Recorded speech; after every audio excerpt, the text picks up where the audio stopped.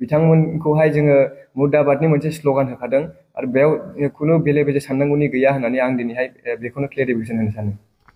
थ' मानगोनां रायजोफोर, मैयानि जितु बड'लेण्ड इउनिभार्सिटि टु बिटिसि सेक्रेटारिसिम बर' फरायसाफोरा 6टा जनजातिनि एसटि होनो नागिरनायनि हेंथायै प्रटेक्शन खालामनायाव गोबां गेदेर जाथाय जालांबाय।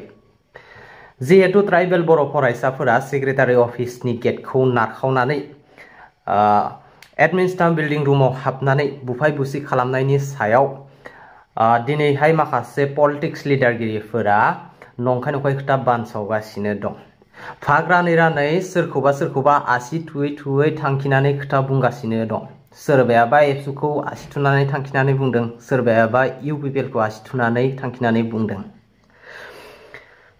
नाथाय बे धरनाया सोरबा इउपिपिएल, सोरबा बिपिएफ, सोरबाया बिजेपि, सोरबाया आमुक, सोरबाया तामुक बेफोरबायदि होननानै बे धरनाखौ लायाखैमोन। 6टा जनजातिनो एसटि होनो नागिरनायनि हेंथायैसो प्रटेक्शन होदोंमोन। नाथाय दुखुनांथाव खोथाया बेसो, सासे हारि बिग्रायारि बर' स्टुडेन्टखौ बर' मानसियानो मानो बुनानै हरखो? मानि थाखाय? गावनि हारि, गावनि थामोनथा, गावनि मोनथायनि थाखाय बे रेलिखौ लानाय जादोंमोन। नाथाय बेखौ लानानै दिनैहाय पलिटिक्स लिडारगिरिफोरा पलिटिक्स दाजाबदेरनानै नंथारै खोथाफोरखौ नंखाय खोथा बानसावगासिनो दं, मुं सुगासिनो दं सोरनिबा। बेसे लाजिनांथावना। एसे लाजिनो सोलोंदो नोंथांमोनाबो बेफोरबायदि कन्ट्रभार्सि खालामबाय थानो, नङाब्ला होसोजागोन मालाबा सानसे। गिबियावनो बयनिसिमबो खुलुमबाय। आं बड'लेण्ड इउनिभार्सिटिनि स्टुडेन्ट इउनियननि जेनेरेल सेक्रेटारि।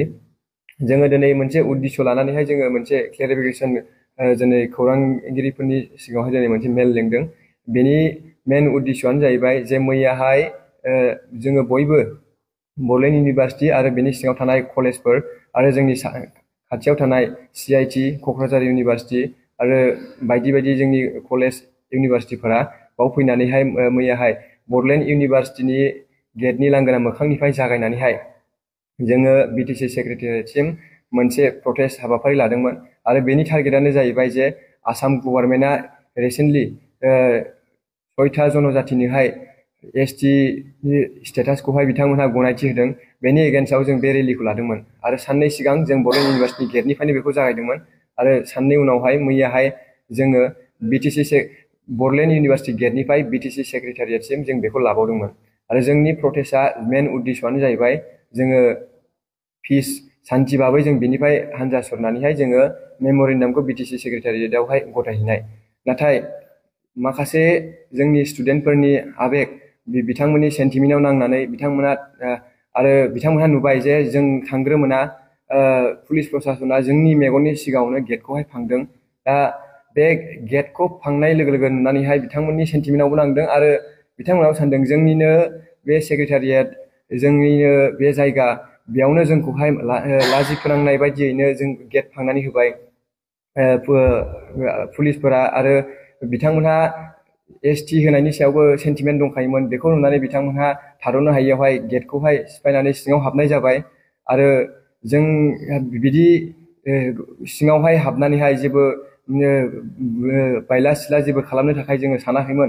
नाथाय स्टुडेन्टफोरनि आबेग आरो सेन्टिमेन्ट, जे जोंनि मोनखानाय थामोनथा, रैखाथि आरो मर्यादा एसटिआवहाय गुबुन हारिनो हरबावनायखौहाय बिथांमोनहा थानो हायाखै।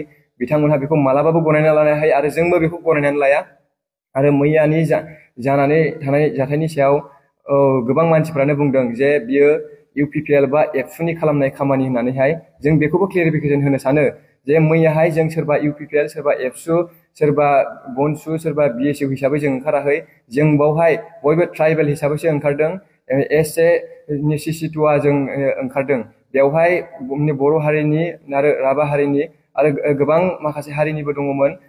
जोंनि बड'लेण्ड इउनिभार्सिटियाव स्पेसियेलि मेन जोंनि स्टुडेन्टफोरानो जाबाय बर' हारि आरो राभा हारि। जों मोननैनियानो जोङो CC2आनि आन्दारावहाय जों बेखौ लिड खालामनानैहाय लांदों।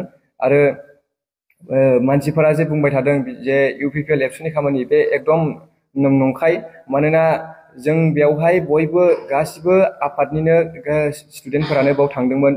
जोङो एसे जोंनि हारिखौ जोंनि मोननांगौ जोंनि मोनथाय मर्यादा आरो जों गुबुननो जे एसटि मर्यादा होनाय बेखौहायसो जों हेंथा होनो थाखाय थांदोंमोन आरो जोंखौहाय बेबायदि जोंनि स्टुडेन्टफोरखौहाय बेबायदि नंखाय बानसावबाय थानायखौ जों गनायनानै लानो हायाखै आरो जेब्ला जोंनि माबाया जोंनि मेन उद्देश्यआ मेम'रेन्डाम गथायनानै जोङो फैबाय थानाय समावहाय जोंनि मानसिखौनो बुनानै गालांबावदों बलेर'निफ्राय फैनानैहाय बिथांनि बिखा आरो हान्थु सेरावहाय जे बुनानै गालांदों जे नोंसोर प्रटेस्टआव थांदोंमोन दा होननानैहाय बेखौबो जों मालाबाबो गनायनानै लानो हाया जों बेखौ निन्दा खालामो आरो जों बयबो मैयाहाय खौसेथि जानानैसो जों थांदोंमोन आरो जों बेखौबो क्लियार होनो सानो जे जोङो सोरबा वान साइड पलिटिकेल पार्टिखौहाय जोङो बेयावहाय जोङो मुदाबाद होनाखै जोङो दानि सोलिफुबाय थानायावहाय जेसेबांखिनि MCLA EM जों जेसेबांखिनि केबिनेट मिनिस्टार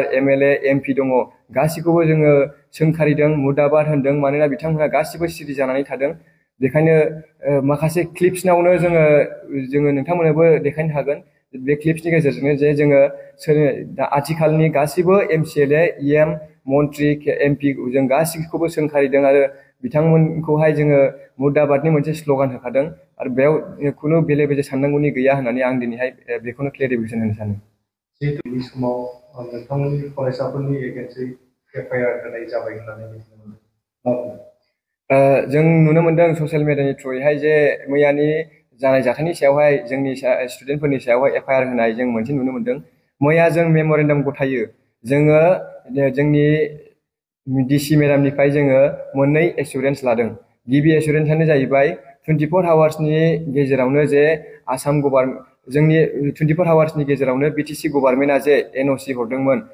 ST होनायनि थाखाय गुबुन 6था जनजातिनो बेखौहाय बोखारफिननांगौ होननानैहाय जोङो गिबि एसुरेन्स लादोंमोन आरो नैथि हिसाबै जों लादोंमोन जोंनि नैथि एसुरेन्सआव जाहैबाय जोंनि जेसेबांखिनि स्टुडेन्टफोरा एसे एनै सेन्टिमेन्टआव नांनानै जे बुख्रु बुसि खालामदों बिथांमोननि एगेन्स्टआव जेबो FIR जानो मोना होननानैहाय जोङो बिथांनिफ्राय एसुरेन्स लानानै आरो बिथांनि सिगनेसारबो जों लानानै फैदों आरो जोंना बेनो क्लियार जे जोंनि स्टुडेन्टफोरनि सायाव जेबो FIR जानो मोना आरो मैयानो जिहेथु जोङो एसुरेन्स आरो बिथांनिफ्रायनो सिगनेसार लानानैहाय लिरखानाय बेखौहाय बिथांमोनहा लाखिनांगौ आरो बिथांनि खोथा बायदियैनो बिथांमोननि सिगनेसार होखानाय बायदियैनो बे खामानिखौ मावनांगौ दिन्थिनो हागोन नामा नोंथांमोना एसुरेन्सनि जिथु बाथ्रा जोङो मैयाहाय हनब्ले चिफ अफ BTC जोङो मोनथाम मेम'रेन्डाम होदों गिबि मेम'रेन्डामानो जाबाय चिफ मिनिस्टार अफ आसाम नैथिया जाहैबाय ट्राइबेल एफेयार्स आरो थामथियाव जाहैबाय हनब्ले चिफ अफ BTC नैबे मेम'रेन्डामनि थ्रुयैनो बिथाङा गावनि DC मेडामा रिसिप्टनि सिगनेसार लिरनानै गालांबाय आरो गावनि सिगनेसारखौबो लिरनानै गालांबाय आरो बेनि नैथि पेजआवनो बिथांनिफ्राय जों मोननै एसुरेन्सबो लिरनानै लाखानाय जादों बेयावनो जाहैबाय गिबियावनो बिथाङा लिरदों एन्सार within 24 hours regarding granting ST to 6 communities and withdraw the NOC.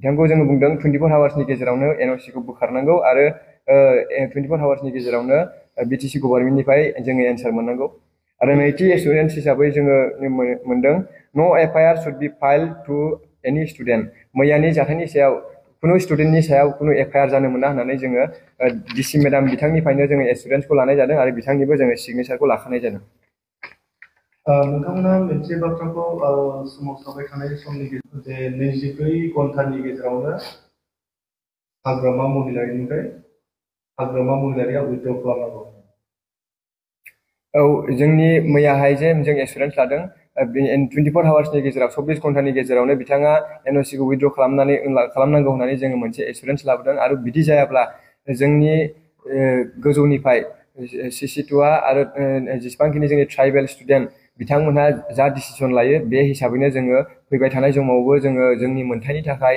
जोंनि हारिनि थाखाय जोंनि रैखाथिनि थाखाय जोंनि ST मर्यादानि थाखाय जोङो बयबो सोमावसारगोन आरो बे बारावहाय सोमावसारनाया बिनिफ्राय देरसिन जागोन